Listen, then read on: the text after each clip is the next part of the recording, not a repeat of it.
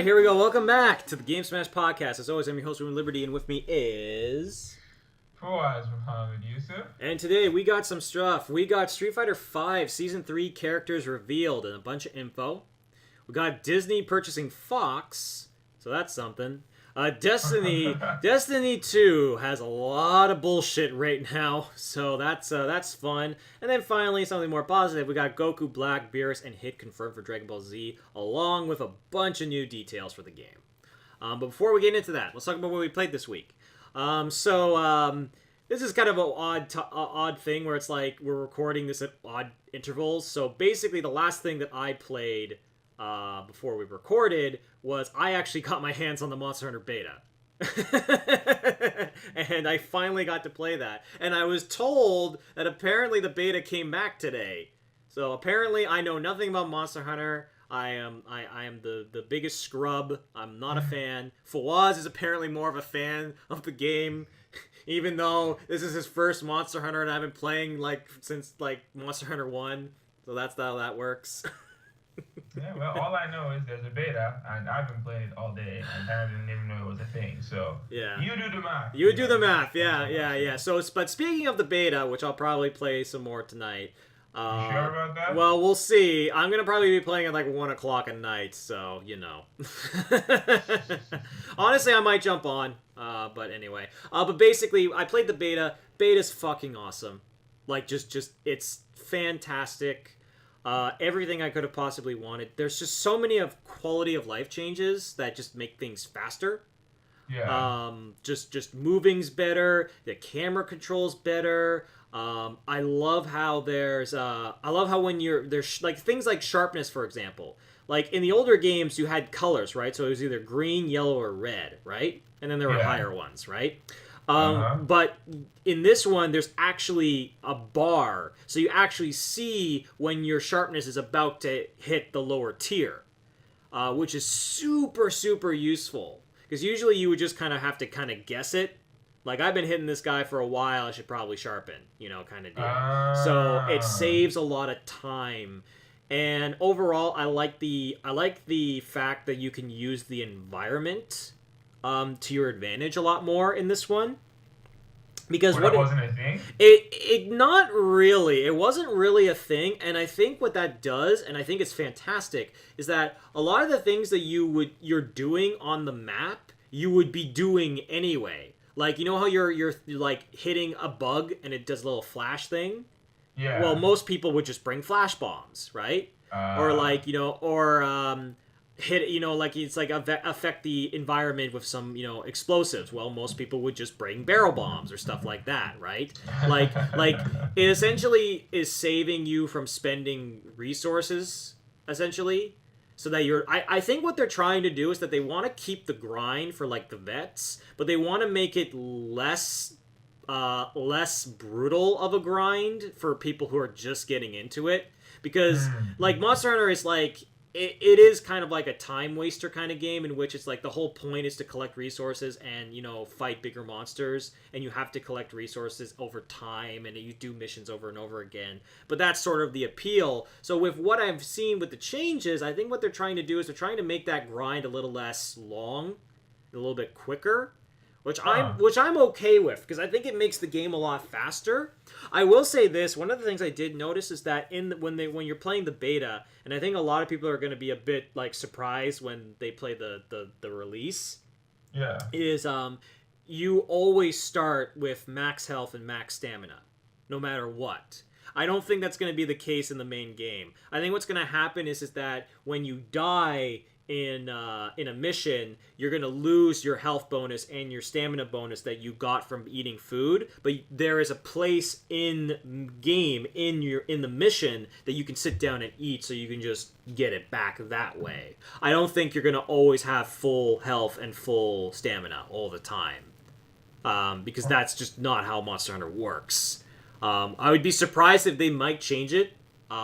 But I don't. I think the reason why they did that is because they want to make it so that this is probably the best demo Monster Hunter's ever had.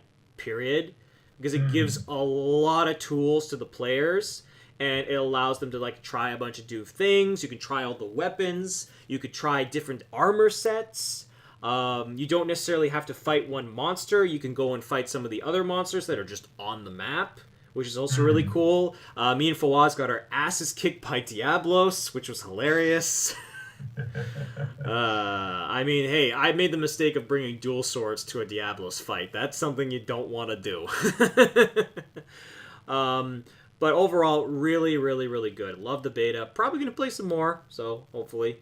The other thing that I finally got back to was Nier Automata. After a really, really long break, I finally picked that up because I was about halfway through ending B, which is your second playthrough essentially, and I just stopped because I ran out of time. So many other things came out. So then I came back now that I'm going through my list of games that I need to finish, and I got to ending B. Like I just finished it. I finished it in one night. I got to ending B, and I will say that it's interesting in the sense where the back half of ending B is very different from the back half of ending A, and it's really really interesting what they're setting up, right? Because I can already see the clues, and there's one big reveal story-wise at the with ending B that makes you go, "Oh shit!" Right? Like it raises. It is not essentially it raises the stakes, but what it does is that it puts a very, very like, "Oh, this is bad for everyone involved" kind of deal, and it's really, really interesting. And I'm very fat, and I know that ending C is the most different because it's a continuation. You're not replaying the same plot from a different perspective. You're actually continuing the story further, but with a different character. So I'm very, very excited for that because it gives the game a lot of variety. But there is some weird shit. I think the weirdest thing happened to me was when I played. A character showed up as a vendor. And it was the kind of character that I was just so dumbfounded was being used in this way, and I was just confused. It's a character from the first Nier game, and he just shows up as like a random vendor that you can buy stuff from. He's super nice and kind, and I'm trying to think of like a comparison. It would be kind of like, let's say you're playing Persona 5, right? You're playing Persona 5 and you're in Mementos, and just all of a sudden you roll up down a tunnel and Kanji's there. And like Kanji's just selling clothes. And he's like, "Hey, how's it going?" "No, just selling clothes." And you're like, "Why are you here?" "Oh, that's not important." That sounds awesome. And it's actually really cool because he gives you some really awesome gear and stuff like that. And it's just a fun little thing where I was like, "Huh, that's interesting. That's fun." So I'm very excited to get back into that. I'm gonna hopefully finish it. I think that I'm gonna buckle down and I'm gonna finish the game. I think I'm gonna buckle down and just finish it. I want to finish it by the end of the year so that I can decide whether or not I want to put this in my top 5 games of the year. You know, because I have that rule where I don't really like giving away personal awards to a game I haven't really finished. You know, that makes sense. Yeah. So anyway, but that's basically what I played this week. What about you, Fawaz? So I pretty much just played the Monster Hunter beta because it came back and kind of didn't realize it, so I've just been playing it. It's gonna pour salt into that wound, aren't you? Yeah, I've been playing it mostly single player because it just started today. Tanner wasn't online, Jason wasn't online, a couple of my friends weren't online, so I've just been playing by myself. So in the last beta, I wanted to kill Rathalos, and because I've killed the other 3 people, no problem. I wanted to kill Rathalos and Diablos this beta. So but I could never find Rathalos in the old beta. I only ever found it by mistake when the T-Rex guy was running away from me. Right. So I figured out where his nest was. I load up the beta. I walk right in, and he's not there. Asshole. So they changed the spawn rates in the beta. There's 2 new monsters that spawn now. Pookie, I think, whatever. Some snake, some like lizard-looking dude, and then another one who's like this like dodo looking guy who carries rocks and stuff. Neither of them is very hard. The lizard guy has poison, but whatever. His head is so low, and I've decided that I'm going to stick to the hammer. Yeah. Okay. Yeah, so I just kept him stunned like half of the match because his head was so low to the ground. I just kept hitting him with the golf swing, and and yeah, he spent most of the time on his back. The other one is Mm-hmm. like a tiny dude. I'm probably never going to bother trying to find him because he doesn't seem like he'd be worth my time.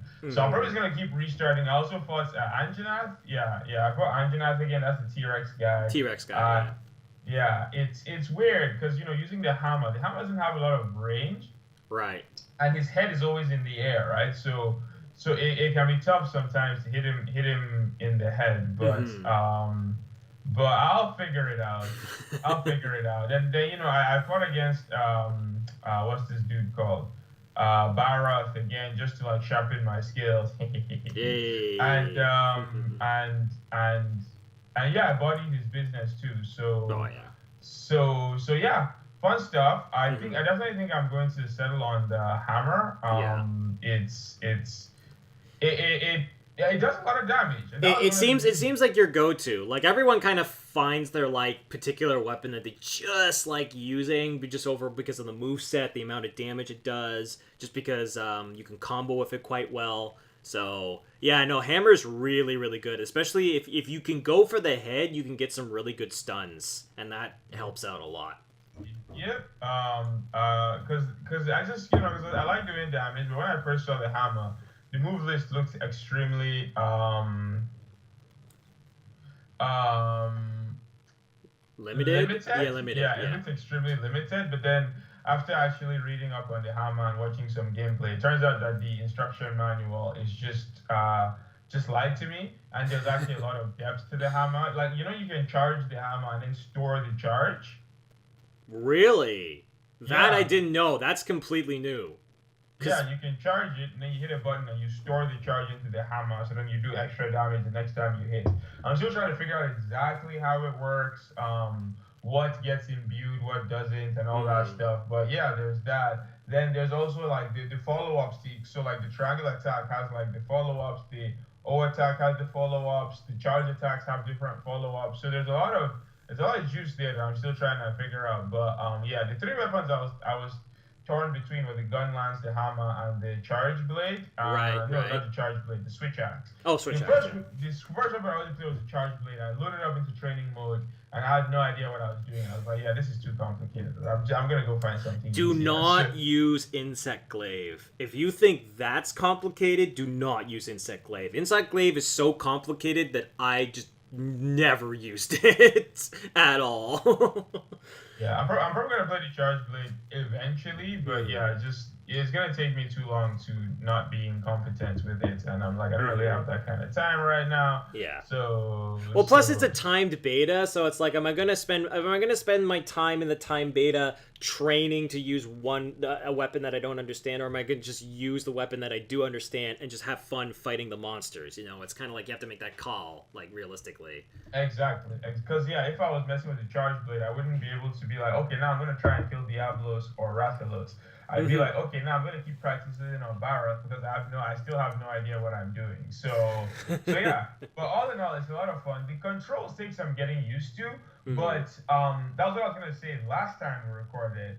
But after actually, playing during that beta and not playing now, I guess I'm used to it. Because yeah, when I first started playing, because you have to sheath your weapon to use items, which was so counterintuitive. I was, it Not like all, not all items. Well, yeah. Okay, actually, no. Sorry, sorry. Yeah, you do. not You do. all weapons, sword and shield. Apparently you don't have to sheath that, but every other weapon you have to sheath it to use your item, which hmm like really really threw me off. If Okay, you so at first, if you thought that was bad, you would have been annoyed that when you took a potion, you were locked in place. oh, you mean like Dark Souls? Yeah, like Dark Souls. Yeah. Okay, then you but probably would have been used to that. Yeah.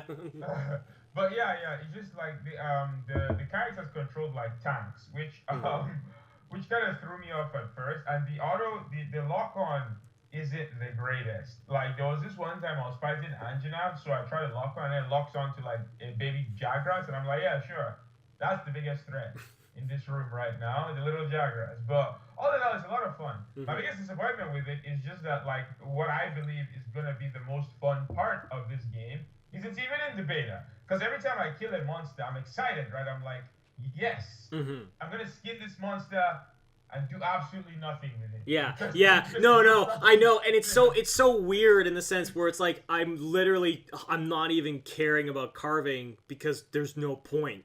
Like there's like it's just for getting like when you get to play the actual game, right?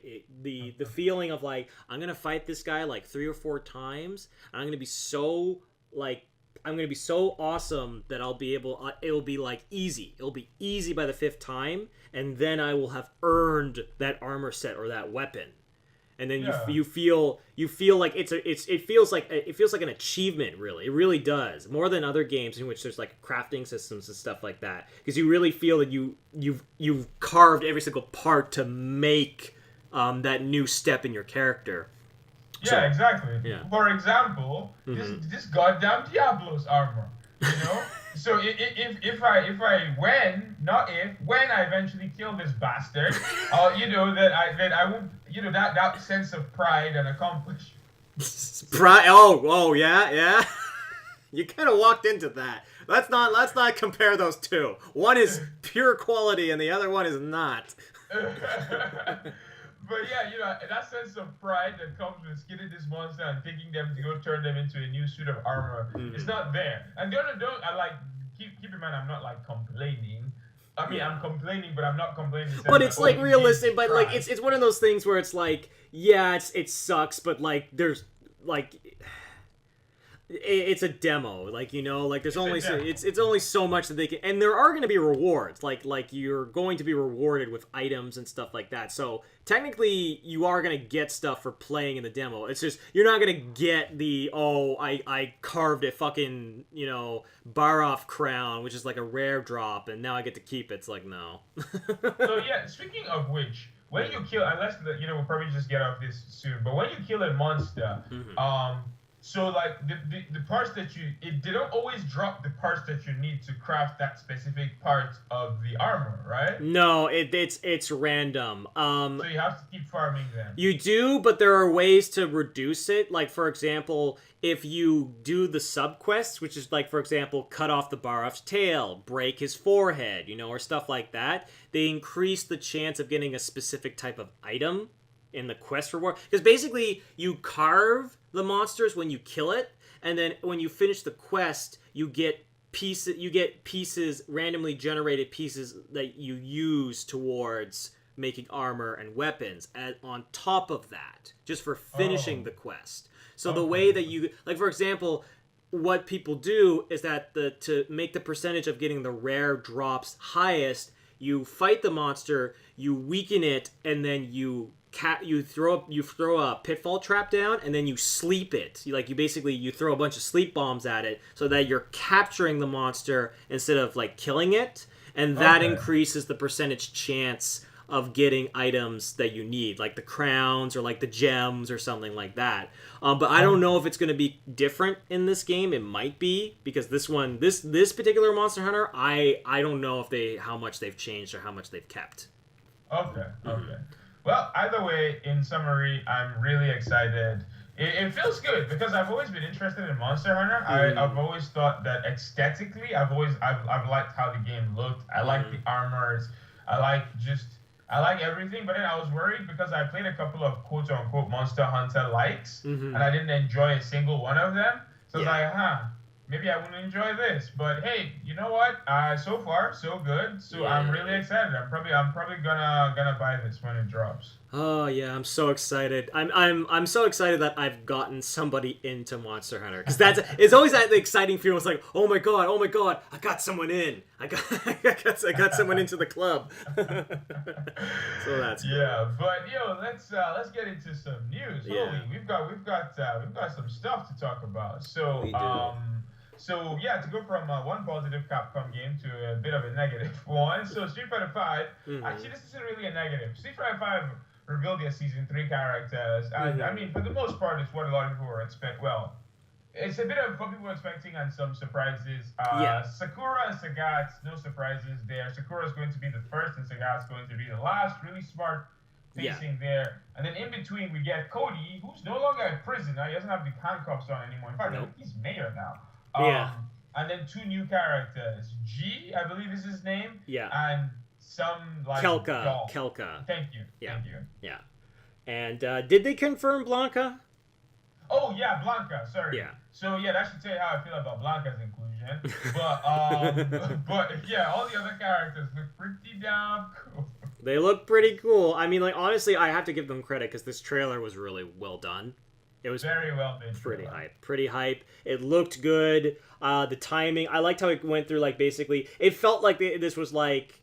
It felt like this was like the super like opening trailer to a fighting game kind of deal, and it was like showing off all the characters, their moves, their like their kind of style and stuff like that. So I really enjoyed it. I did kind of laugh because it's like, what's the fucking ugly guy's name again? I forget. The really. Oh. Abigail? Abigail. When Abigail was on screen, it was funny when you're watching that live. Everyone was cheering like loudly for all the other characters. Abigail walks in, and they're like, "Yay!" So that was pretty funny. But honestly, really cool trailer. And so I'm interested in the sense where it's like, I've heard some things about Blanca. And I've heard things that like Blanca's not fun to fight again. No. That's why when I saw Blanca in this trailer, I was like, yeah, I don't even play this game, and I'm sad that he's being included. Mm-hmm. He's just not a fun character to play against. Now, with that said, mm-hmm. They've redesigned a lot of characters that they brought in. Mm-hmm. So maybe they'll redesign Blanca as well, right. to the point where he doesn't make you want to punch your opponent in the face. But yeah. All in all, no, I am not. Blanca is at the bottom of the list when it comes to hype. Yeah. Every other character, though, I mean, the new characters. I keep forgetting her name. What was it again? Kelka, I think. Kelka. Yeah. Kelka. She looks kind of like female Ed, so it's going to be interesting to see how she plays. Sakura. People have been begging for Sakura since season 1. So not since season 1. Sakura and Sagat were characters that people were hoping made the base roster. Yeah. Then people were like, okay, season 1. Then people were like, season 2. So yeah, people are going to be really excited for this. Mm-hmm. And you know what? They're giving people what they want, which is all you can ask for. Yeah. And all in all, this is I definitely think AE is going to like rekindle the hype for Street Fighter V for a lot of people, because like I said, it's bringing characters that people have been begging for. It's making some changes. It's not fixing that goddamn clipping, but I guess that's okay. You know what? No. Well, I mean, like honestly, the clipping thing does not bother me as much as some of the other things with Street Fighter when it launched. Oh, yeah. But honestly, like. I still think like this is going to be a really solid package when it launches. It's going to have tons and tons of content. I think it's going to overall be a really good game. And for people who waited and took their time, who said, I'm going to wait for like the Super Edition of Street Fighter V, I think this is going to be a better experience for them. It's just unfortunate because as much as I'm excited for this and I'm happy that it's coming out, there's always this little like sting, I guess. Because for the people who were there at launch, you're kind of like, well, why the fuck did they not just delay this a couple years and release this instead? Like, could you imagine if this was Street Fighter V? Like, this was like all the characters, all the content, the revamped arcade mode and stuff like that. Like, it would have been the hypest shit in the world, and it's unfortunate that things turned out the way they did. It's unfortunate. It's the reason why, like. I try not to criticize developers for delaying games. Now I have on this podcast, but because my criticism always been just don't give us a release date, right? Just don't give us a release date until you're sure. Because this is why, like straight up, if Street Fighter V had come out now instead of 2 years ago, I think more. I mean, now there were some elements of the game that some people just didn't like, which is fair. That's just how it's always going to be. Yeah. There's some. When you make a new version of a game, some of the fans of the old version are just not going to like it. Yeah. Because you have to make changes. Otherwise, what's the point of making a new version? Exactly. Yeah. So there were some things that some people were just never going to like, but like that was subjective, right? Mm-hmm. There were objective issues with this game when it launched. Like the servers were not running, and just the bare bones content wise, like it Just just bare bones content wise. What's his name actually came out and apologized. Ono. yeah. He came out recently with Street Fighter Five coming soon, and he was like that. With AE coming soon, he was like that. Yeah, he just wanted to apologize because he knows that like the launch wasn't great. I'm like, that's putting it mildly. Yeah, mother. Anyway, yeah, there might be just a tad bit of salt I'm feeling coming from coming from Fawaz when it comes to. But okay, to be fair, because the reason why it disappoints me, because like Street Fighter V was supposed to be the fighting game that me and Fawaz got to play together. We'd play some matches. I'd finally learn how to play a fighting game properly. That would be the entry point. And we talked about it so much, and then when it came out, it was like, hey, you want to play a match? He was like, nah, man, I deleted that months ago. Fuck you. Okay, bye. And I'm like, okay. Well, so I'm excited for Dragon Ball, because Dragon Ball is hopefully going to be... Okay, don't say that. You're going to jinx it. I'm going to... Wait, knock on wood. There we go. We're good. There we go. But yeah, all in all, I'm not going to sit here and lie and say I'm excited for AE, because I'm not. But I am excited to see a developer fix the mistakes that they made, because like a lot of developers, I mean, like we see this frequently. Sure. I prefer if they just didn't launch broken games, right? Right. I prefer they just wait until the games were fixed. But at the same time, I'm not going to like start singing praises of Capcom for fixing something that shouldn't have been broken to begin with. But with that said, I am happy that they are doing this. And I hope, and I hope people start to enjoy the game because of this. The people who do like the game. Because Street Fighter 5 was like, it wasn't just bad; it also killed Street Fighter 4. So it was not great. So yeah, so fingers crossed that this is going to be more positive at launch, and we'll see. We don't know anything about the patch changes yet. They said we're going to get that in January, so look forward to that. And all in all, exciting stuff. So something that is exciting, I guess, to some people, but I don't know how to feel about it. So Disney just purchased Fox. So Fawaz, what do you think that this means? Okay, so I mean, the main effect that it has on us is just Marvel versus Capcom, I think. Anyway, that's true. I didn't even think of that. God damn it, Tan. Look, listen. I'm not. You know what? I got nothing. I got nothing. Just. Most of the other stuff that's going to like come with this purchase doesn't really affect gamers. At least I don't think it will. Yeah. But the big thing is Marvel vs. Capcom. Now, it's probably too late for Infinite. But maybe in some alternate reality, when we get like an ultimate Marvel vs. Capcom Infinite or something like that, then we get the AE treatment. Maybe. Well, that's what I mean. Is that do you see with this Disney purchasing Fox? Do you see something similar to what Street Fighter just did, in which if they release a Marvel Infinite, Reality Edition, in which they have the X-Men there? Like, do you see that? I mean, that's the hope. That's what everybody's hoping for. That's what we're all hoping for. Because other than that, like, here's the thing, and this is just a quick digression. It's not completely video game related. Other than that, there's really no positives to come out of this, realistically speaking. Because a lot of like cinema fans are really excited about this because they're like, oh, the X-Men are coming to the Marvel Cinematic Universe.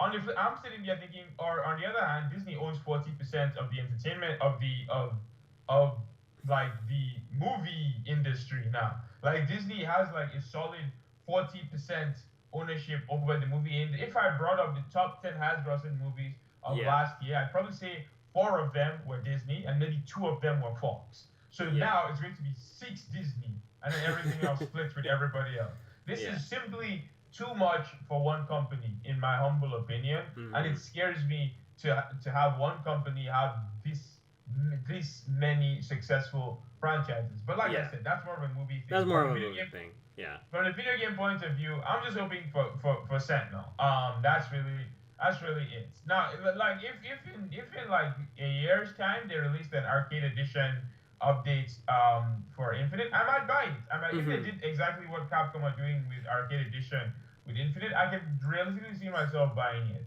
Because I'm not gonna say you've said that because you've played it, you've played Marvel, and you said it's a gameplay fun wise, game. yeah, gameplay wise, it's a fun game. It's great. It was just a lot of the other things that we've talked to death about, Yeah, surrounding Marvel. That was the problem. yeah. The one thing Hmm.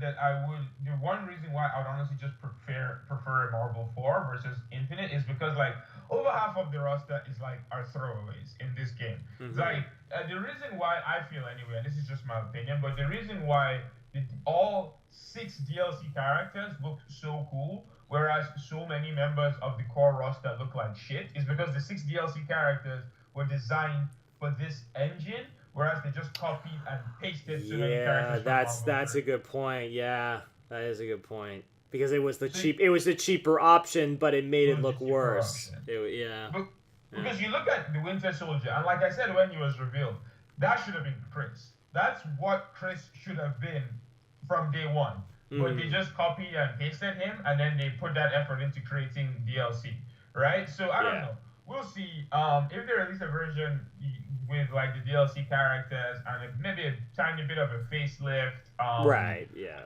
I might check it out. I could see myself picking up.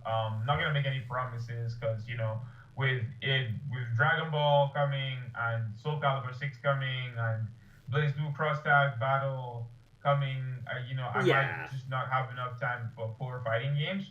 Three of which are team based. Yeah, yeah, dude, don't talk to me about time. Yeah. I'm, But yeah, all in all, I guess from a gamer point of view, this is good news because at the very least, Mhm. it means that if we ever did get another brand new Marvel vs. Capcom, we don't have to worry about shit like what Like happened who with owns Marvel 3. who, right? Yeah, and it's yeah, because that's always like a bummer when it's like okay, who owns who, like which hero, which is it Uh sucks. Like that always sucks when you have to huh. start dealing with that. Yeah. And as a quick aside, as a comic book fan, I hope this just means that Disney stopped treating the X Men like second class citizens. The Yeah. X Men and Spider Man are my two favorite Marvel characters Hmm. ever. I mean, I know the X Men aren't technically Kara. I mean, whatever. Well, they're a group. They're a group, but Yeah, yeah, that's yeah, yeah. Yeah, like the X Men are amongst my favorite characters that Marvel ever created. So it's mm, pained me these past couple of years to see how Marvel has treated them, just mm, because they didn't own them anymore. yeah, So hopefully this acquisition means that they can pull their heads out of their asses, stop trying to shove the Inhumans down our throats, and just yeah. give us the goddamn X Men like we've wanted. So looking forward to let's try and be positive. Looking forward to seeing what comes out of this. Maybe we'll get some good X Men games. Yeah. Maybe like this Maybe this we'll new maybe this we'll get some better, X-Men shows or something like that. There are yeah maybe we'll get. possibilities. I wouldn't count on that because Marvel's our animated shows are all trash. So yeah, don't hold your breath in that Yeah, I guess regard. that's true. I tend to watch more of the DC ones than the Marvel ones. At least it's Yeah, weird. It's weird because I like live action Marvel more than animated Marvel, and I like animated DC more than live action DC. that sounds completely fair. Yeah. Yeah, because live action Marvel is written well and animated Marvel is trash, and And the I don't want to say the reverse can be said about DC because I mean live action DC isn't trash, but it's not the well, the greatest. problem I have with like live action DC is that there's certain problems that all the movies kind of carry over. It's mostly like I know this is not a movie podcast, but it's like it's just more of the Snyderification of things, and it's like Yes. it's that bothers me because you don't get any different creative looks onto the characters. But anyway, that's another topic for another time. Speaking of bullshit, do you want to talk about Destiny too? Okay, so your boys Bungie, they've had quite an exciting. Okay, so this is how this press conference went, right? I'm Right. 100% sure. This is insider information, right? Okay. So, Bungie and Activision were in a meeting, Yep. and they were like, "Yo, EA is trying to like win worst company of the year with this Battlefront 2 and Mass Effect Andromeda nonsense." Yeah. They're like, "Yo, how much time do we have left? We got like 6 weeks. Shit, hold my beer, EA. We've got this." So this is how it started, right? So first of all, Destiny 2 comes out, and a lot of people said that I'd launched the game. It was fun. It was a solid game. A lot of people gave it good reviews. Yeah. And a lot of people started backtracking, but we'll get to that later. Well, I mean, like, from what I could hear, like, there were people who, like, thought, oh, this is better than Destiny 2, and I knew that there were other people that were like, I don't know, I feel like this is just Destiny again. Yeah, so I'll give you some background. So one of the key changes that they made to Destiny 2 was they added loot boxes, because why not? I forget what they actually call them, and I don't care enough to look it up right now. They're called engrams, I'm pretty sure. Okay, we're gonna go with loot boxes because fuck Destiny. Anyway, so they added microtransaction system, and there were like small changes that they made. Like, for example, shaders.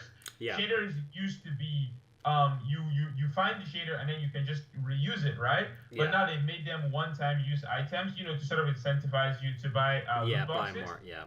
Then this is when the bullshit really started, though.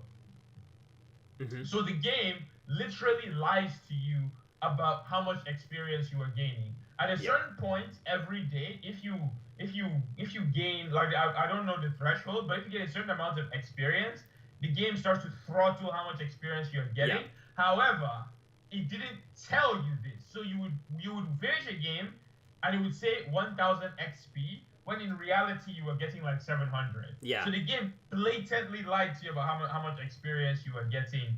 Because the guy who found it out was tracking the bar, like the pixel count. He was counting how many pixels, and he was like, I started and I was getting like 3 pixels per experience, and then by the end I was getting like 1 pixel, or like half a pixel essentially for experience. It's interesting because I know what this is a rest system, and it's interesting because it's like, Destiny's like, oh, we're an MMO, right? We like to be an MMO. MMOs have a system like this, but they are upfront about it. They tell you out the gate that this is part of the game. And a lot of people are fine with that, but the fact that they just didn't tell because they wanted to see how long they could do it without being caught is ridiculous. It's like, it gets better. It gets better. So, okay. Oh, I know. Yeah. So then they got caught doing this, and this is going to be a recurring theme here. They came out and released a statement. Oh, this was absolutely unacceptable. We can't believe this was. No. It's not. It's hilarious because people are like, they're just gonna come out and say it's not working as intended. 2 days later, this experience thing does not seem to be working as intended. So we're gonna make some changes. So full of shit. Then they brought back this thing called 3 of Coins. It's like a mechanic from Destiny 1 where you consume this thing, and then for like a certain amount of time, it increases the rate of your exotic drops. Now, obviously, you can also buy this stuff with money because it's 2017. Yeah. However, apparently, people tested this and it wasn't working as intended. Like, this one dude used his 3 of Coins. He used a bunch of 3 of Coins over the course of an entire day, and he didn't get a single exotic drop. So he was like, there is no way this is working as intended. So, Bungie came out, same shit. We're looking into it, blah, blah, blah, blah, blah, blah. Then they created a job posting on their website for someone to, quote, create sustainable player progression and chase through Destiny's bright Ingrams. So pretty much they were looking for a job posting for somebody to maximize the monetization of Destiny 2. Yeah, to maximize the loot system. Before we go on, though, I do want to mention about the experience thing. There was one more detail that was ridiculous about it.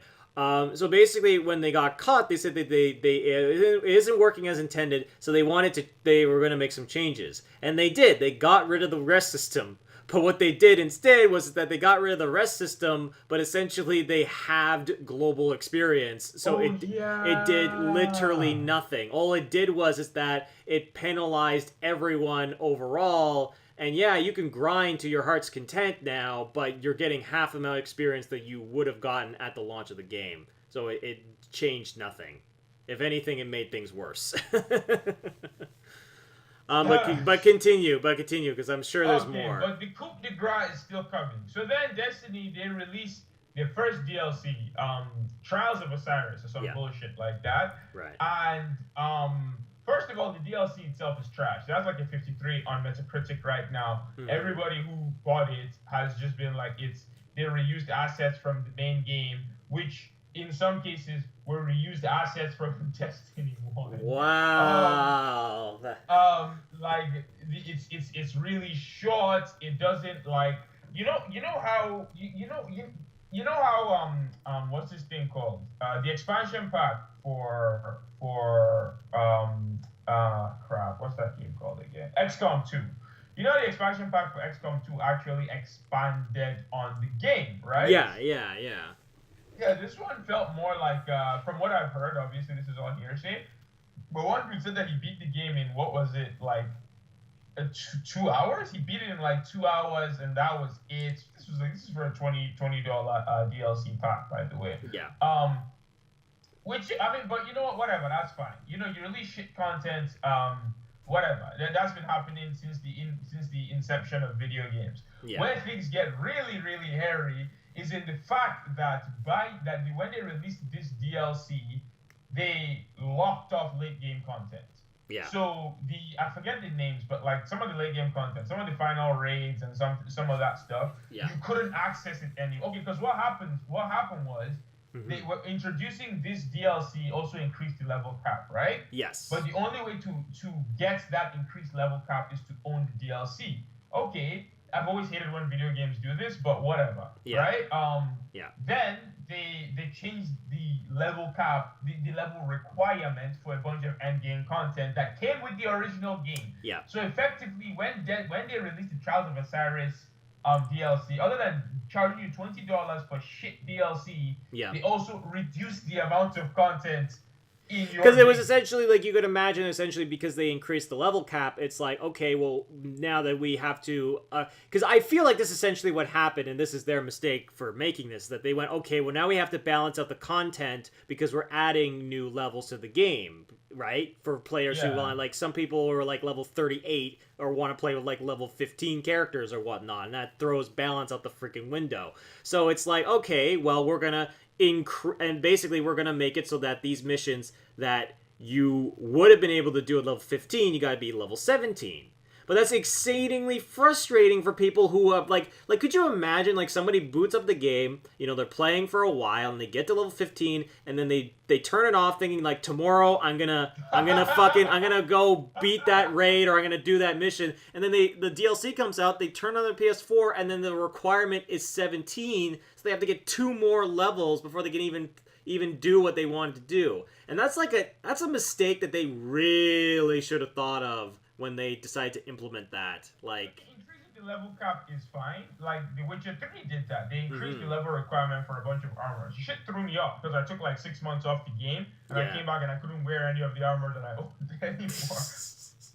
But you know what I did? I found out that they increased the level cap, and then I just went and I leveled up. Yeah. And also it's one of those things where it's like Witcher 3 is a game that has like so much content anyway that it's like, it's not like you're being robbed of it, whereas like Destiny 2, there's only so much content that you're getting with the base game, and it's meant to be more of like it's one of those like games where it's like we're gonna just keep adding on to it over time, and that's gonna make up for like the shorter amount of content in the base. But with this, it's like, why? I don't understand why they would think that, okay, well, we're gonna just put higher level caps on things, because it's like, for anyone who like, okay, why do you, okay, say it, I know what you're gonna say. The almighty dollar, baby, the almighty dollar. Yeah. This is what happened. They did it and they thought they could get away with it. Yeah. That was it. And then they got caught. They're like, "Oh, we're sorry. This is such an oversight. We can't believe we did this." I want to make, you know, that's a very good point, because somebody pointed out when, you know, the first fuck up with the experience, right? They talked about how their response was so fast that it felt borderline ready to go. Like, it felt like somebody like copy-pasted the message onto the leaderboards that was already written for when they got caught. And that's something where I totally believe that could possibly be the case with games like this, in which it's like, we want to make these loot box systems, but we don't want to be, we don't want to get bad flack for it. So if somebody finds out that we're doing shit like this to increase our loot box numbers, this is kind of like why 2017 is like the year of the loot box to me. Yeah. Like 2017 is the, sorry, so what were you saying? One second, they're not done yet. There's one more thing. So Last week I think they revealed their winter event for Destiny. I can't remember what it's called, and once again I don't care enough to Oh look it up. yeah, I saw the headline for this. Yeah, so Yeah. they revealed their winter event for Destiny, and it's similar to what like Overwatch does. So they changed the hub to have like a snowy Christmassy theme, and there's like gonna be like seasonal stuff that you can get in your loot boxes. This is all standard stuff, except for one key difference between this game and like Overwatch, for Yeah. example, and that's that leveling up doesn't give you seasonal loot boxes. It gives you base loot boxes.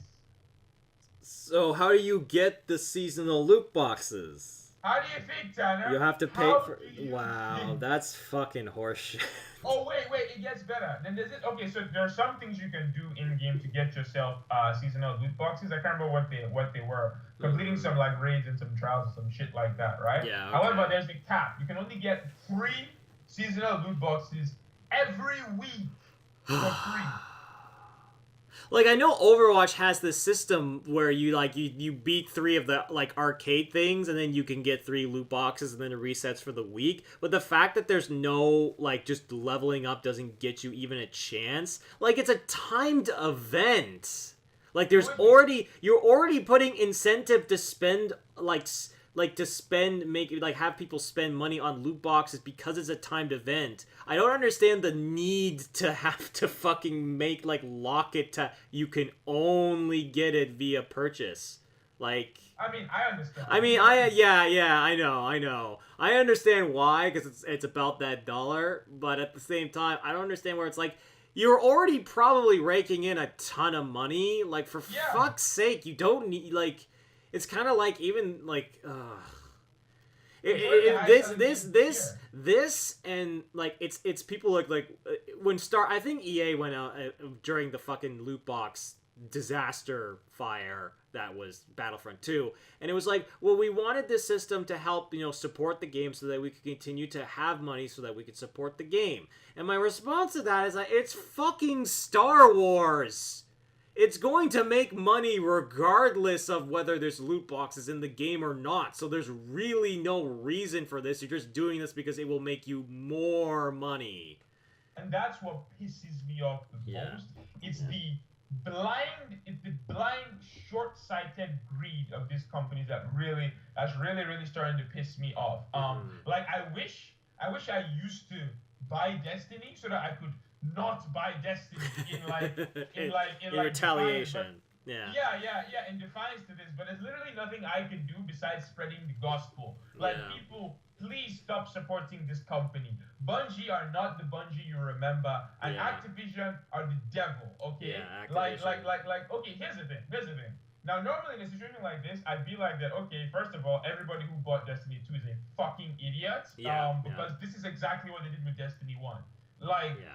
however, the one reason why I like reel back a little bit on that is because apparently, and this is like all 100% hearsay, apparently towards the end of Destiny's life cycle, they fixed a lot of the issues with the game, and by the time the Taken King came along, the year 2 update Yeah. and the Iron Banner or whatever Iron Banner, yeah, it called, was cleaned up, but it was it's cleaned up interesting. and it was a Yeah, really good game. yeah. So coming into Destiny 2, people were like, okay, so they learned from Destiny 1, so let's see if they carry some of what they learned into Destiny 2. And it's like, no, they haven't learned anything at all. The only thing that they learned is that your people will just buy anything, so we're just going to feed you anything. It's frustrating to me, especially because it's like I like the things that they did with the Taken King and some of the expansions in Destiny 1. I like the changes that they made because I think when Destiny 1 finished, it was a really solid package. I don't think it was like a 10 out of 10 or something like that, but I think it was a solid game at the end of its life cycle. So it's frustrating because part of me is like, well, guess what? The same thing's probably going to happen with Destiny 2. It's having the same problems at launch that Destiny 1 had. And it's probably going to be a year or two before there's enough changes and good expansions that make the game, fun to play. And it's like, why couldn't you just get it right the first time? Especially, Yep. and there's no excuse for this. There's no Like, excuse. especially like we were comparing like like it's nice to see that Street Fighter is fixing its problems that it had with launch, but I don't particularly think that Street Fighter 4 launched like poorly. At least my memory doesn't. You know, I can't think of many Street Fighter games that launched as poorly as Street Fighter 5 did, at least in recent memory. Like, I don't know if you could correct me. No, okay. So, at the very least, this was their first time fucking up in that regard. So, it's like, okay, hopefully, when Street Fighter 6 comes out, they will have learned from the mistakes of Street Fighter 5, right? And this is like, and that's why it's like, I can give that game a pass. But with this, it's like, you literally made mistakes in Destiny 1. And you fixed most of them by the end of the game's life cycle, and you're already making the same mistakes. It's like, what? There's no reason for this. It's inexcusable. Like, it really is. It's absolutely inexcusable. And one dude said it best. You know, he was like that. He bought the original Destiny, and obviously he wasn't happy with it at launch. But you know, he was patient with Bungie, and he was happy that by the end of Destiny, his patience was rewarded, right? He's not willing to sit through that same bullshit again. He's done, and a bunch of he was like that, you know, because his original review was positive. He created a video talking about how he was wrong. He was 100% wrong about Bungie and about Destiny, and he's going to add this video to the end of that video so that anybody who watches that can understand that his opinion has changed. And I feel, and the reason why I said this is so short-sighted by the developers is because what you are doing here is you are killing your consumer trust. Like Jason has refused to buy a Bungie game ever again. Like there's, and I'm 100% sure there's people who this Destiny 2 situation has just like killed any faith that they had in Bungie. And you know, gamers take a lot of shit. You know, if there's one thing that I've learned, that gamers will put up with a lot of shit, but when they finally break, like it's you better watch out. So you know, like Bungie can like milk as much as they want right now. My only hope is that sooner rather than later, gamers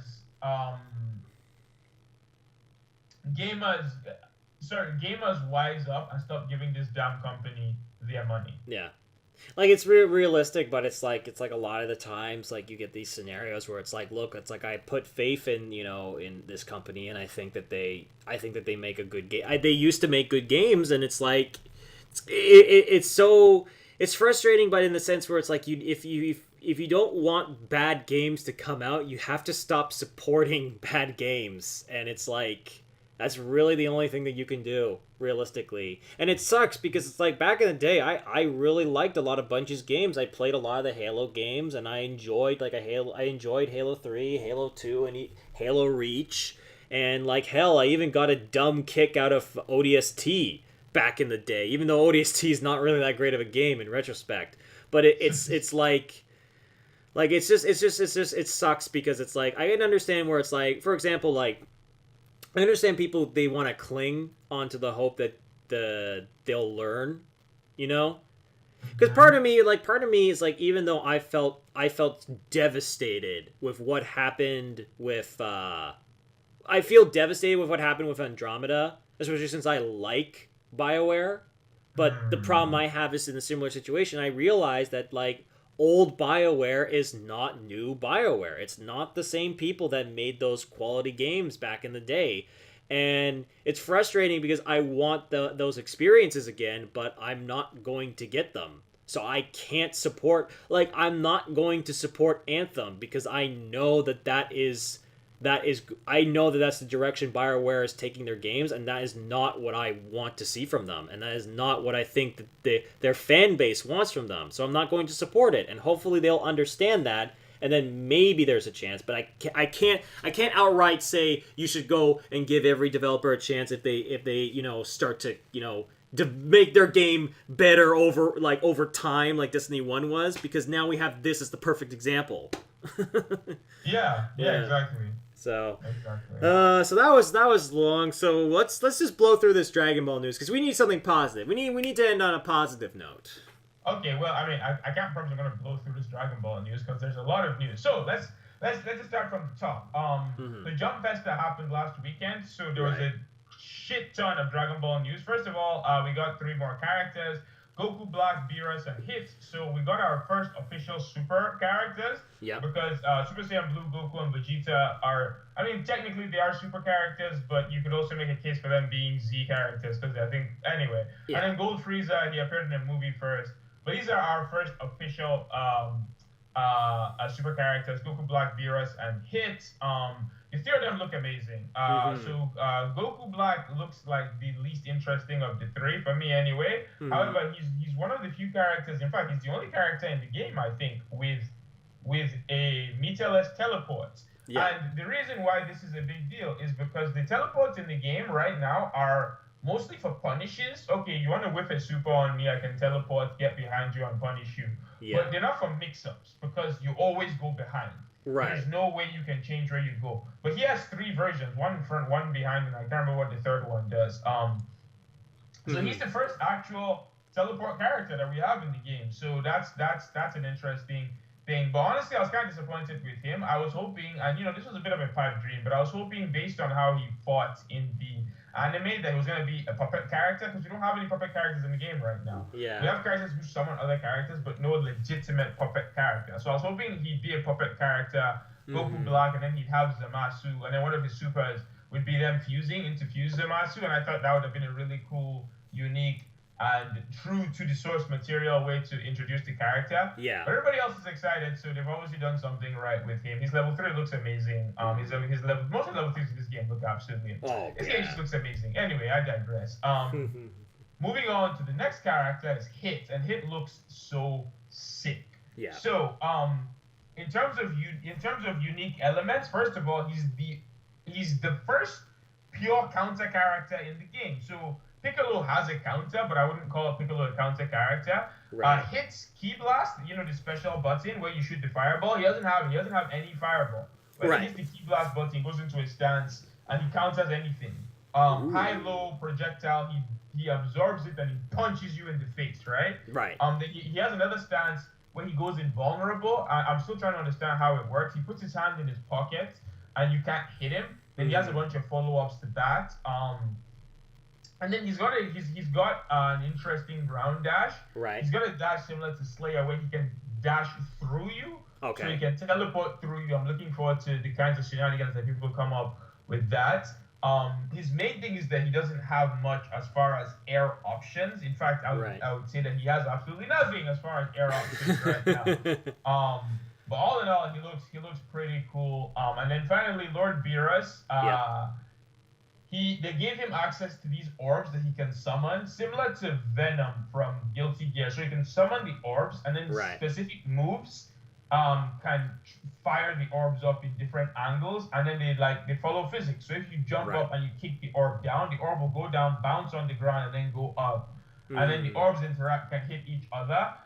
They do have hitboxes even when they're in the air, unlike Venom. Because if Venom puts a pool ball, until he hits the pool ball isn't active, right? You can stand right next to it and nothing happens.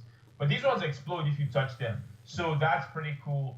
He also has, his level 1, he fires like a big orb, and then he can spend an extra bar to blow it up. But his level 3, it's a command grab. He grabs you, and then he flicks you on your face, and it sends you flying. However, and we're going to segue into another thing that they revealed.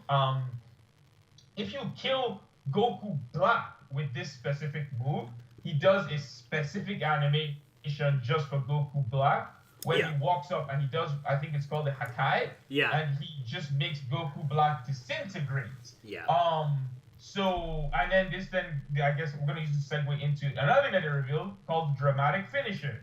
So, dramatic finishers are specific enders that you get for killing specific characters with specific moves. They showed off a couple. So if you kill Vegeta with Goku, and I think if both of them are your last characters, on Destroyed Namek, you get a little bit of a cutscene where Goku's flying away, Frieza tries to blast him, and then Goku disintegrates him. But this is more like end of match stuff. In the match itself, there's a bunch of things you get. So for example, we have the one with Beerus, where if he kills Goku Black with the Hakai, it disintegrates him. I think Trunks, if Trunks kills Frieza with one of his moves, he like does the cutscene where he chops him in half. Yeah. Um, Nappa killing Yamcha with the Cyberman, he blows him up. There's a bunch of them, and there's also specific openers. So Goku versus Frieza on Namek. Frieza lifts up Krillin, blows him up, and then Yeah. Goku goes Super Yeah, that Saiyan. was the one that made me go, oh my god, that, like, oh, they've got, like, the panels right, they've got the shot right. It was just like, oh, that's so good. Yeah. Then we have one with Team Gohan versus Cell. If you're on the Cell Games map, he stomps Android 16's head, and then Gohan goes all Super Saiyan 2. And then if you kill Cell, obviously with the Father-Son Kamehameha, you also get a different cutscene there at the end. So these things are pretty cool. I'm looking forward to seeing all the dramatic finishes that they add. Also, a little bit of trivia. So, like, I'm almost 100% sure Broly is going to be in this game. From day one, I've been 100% sure Broly, if he doesn't make the base game, he's going to be the first DLC character that they reveal, I think. Exactly. However, what adds even more fuel to that is that they revealed with adult Gohan. So, his level 3 is a Kamehameha, right? Right. Boring and plain. However, if you have him and you don't have Gotenks on your team, then his level 3 becomes him and Goten doing a Kamehameha together, right? Okay. So, now if you have him and no Gotenks on your team, and Goku on your team, then it becomes a family Kamehameha with all three of them, right? Now, the reason why I'm pointing this out is because in the second movie, that was how they killed Broly, with the family Kamehameha, with all three of them together. Yeah. Okay. So, I see what you're saying. Yeah, that would make perfect sense. Yeah. It would make perfect sense. I don't think it's gonna make it the base game though. I think at this point, I think there's only two. I'm pretty sure Broly's probably gonna be DLC at this point. That's what I'm thinking. Because they also need to have that one flashy character for DLC. I thought it was going to be Hit, that they were going to save for DLC. As someone who can be the poster boy of the DLC, since they put a lot of the fan requested characters in the base game, I figured that Hit one of the super characters would be the cool character for the DLC. But since it looks like Broly and the movie characters in general aren't making the base game, I think the DLC is going to have them. But also another thing, because they just gave us all the news. We're getting the open beta January 13th. Okay. If you digitally pre-order the game, you get early access on the 13th. But for the rest of us plebs, we get it on the 14th and the 15th. So that's gonna be pretty cool. I'm so excited. Honestly, I'm not even that excited to play it because I don't think it's gonna have legacy support, so I won't be able to play it very well on my controller. I'm just excited to have other people get access to the game so that I can just see what other people can come up with. Like I'm really excited to see that. But all in all, man, the game looks like it's shaping up nicely. The roster, I've gotten almost the only character that I really wanted that I didn't get is Janemba. So that's, I don't want to say that's disappointing because he was always a long shot. There's always DLC. Like that's the thing is that like when we get the base roster and we're like, okay, who did we get? Who did we didn't get? And it's like, okay, I feel like this game, and because it's Arc System, that it's like they will probably look to the community and go, all right, who do we feel should be coming next? And it's like, and they may consider that then, Yeah, I actually looked at a top 10 requested characters. One dude, he made like a poll and people voted. And of the people that made that list, this was early, right? So like Adult Gohan and Tien hadn't been revealed at this point. Right. But of all the people on that list, everybody on there has made it into the game except Broly, Janemba, and Bardock. Right. Those are the only characters on that list, technically 17, because people had 17 and 18 on the list, but then 17 ended up just being part of 18. But every other character on that list made it in. So, odds of Broly and Janemba are very high. I pray to the Lord we don't get Bardock. We just don't. I just don't. He just looks so boring. He just looks. But so, if he pulls out the bandana though, I'm just. And then it's all red, and there's blood, and he puts on, it's like, I will avenge my fallen comrades. Yeah, when the most exciting thing you can say about a Dragon Ball Z character is their red bandana, then I think that says that. Who's the girl? I keep forgetting her name. Kalfka? Yeah, the one with the short hair. No, the super character, the one that's Super Saiyan. Oh, Kefla. Kefla. I hope that she makes it. I really hope. If I had to guess, I'm gonna. Okay, this is my prediction right now. Right?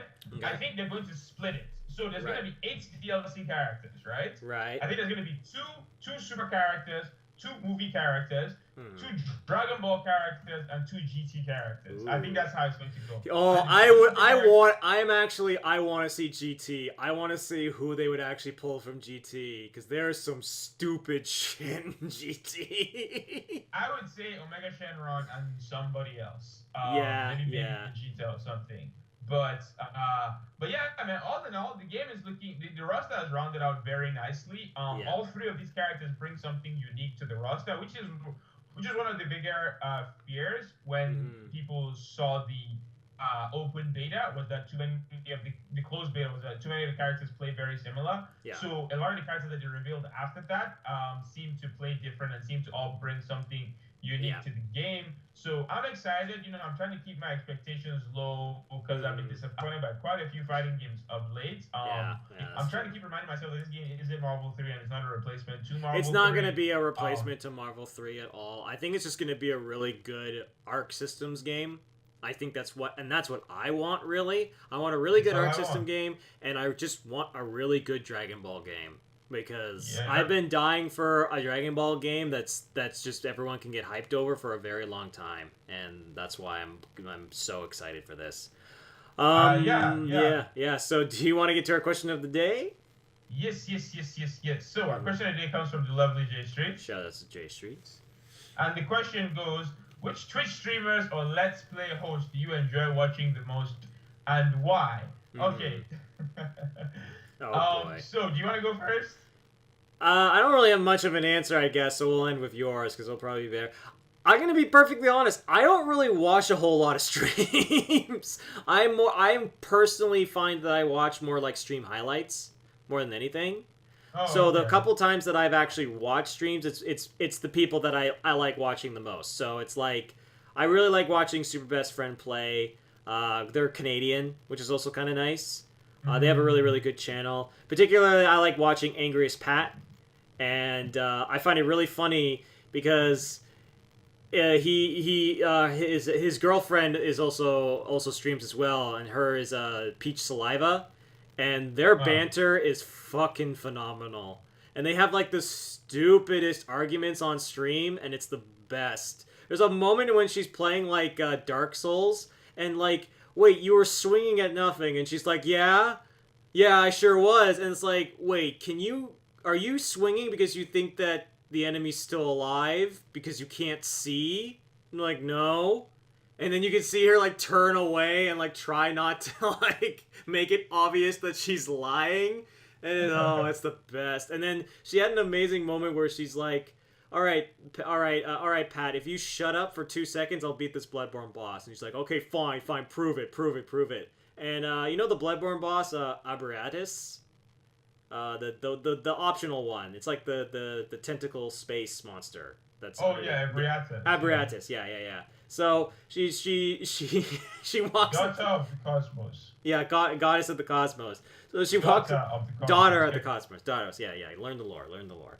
So she walks in and then she fucking beats it in like 50 seconds. After she told him to shut the fuck up and let me beat this boss. And he's just so fucking flabbergasted at what just happened, and the chat's like just losing their shit. Oh, that's great. But anyway, that would be my answer, I guess. Those two, they're quite entertaining. What about you? What is your answer then? Okay, so my answer is Pink Sparkles. I don't know if you've ever heard of her. Okay, Pink Sparkles. Yeah, she's a really entertaining streamer. I think you should look her up. So I'm pretty fucking sure I know what I'm going to see, and I'm squinting at you, like pre-squinting. Yeah. Okay, what's her name again? Sparkle something? Yeah, Pink Sparkles. Yeah, there's 2 very, very entertaining reasons why I like watching her stream. Yeah, that's what I figured. I'm just kidding. I don't actually like watching her. No. As far as streamers that as far as streamers that I like to watch. Well, it's funny. It's like I'm looking at a Google page where it's literally just pink sparkles all over the fucking place, and interspliced it's just one chick with some enhanced features. Oh my god.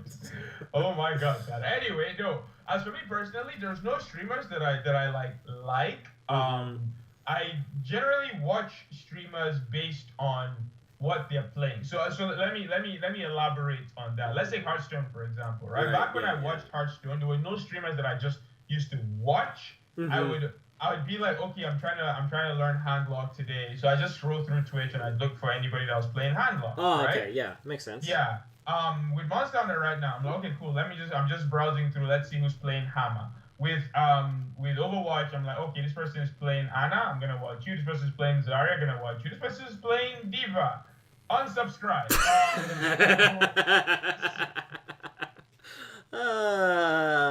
Is this easy mode? You weren't liking this easy. There's a donation. You know, like you donate $1 and it just plays that clip.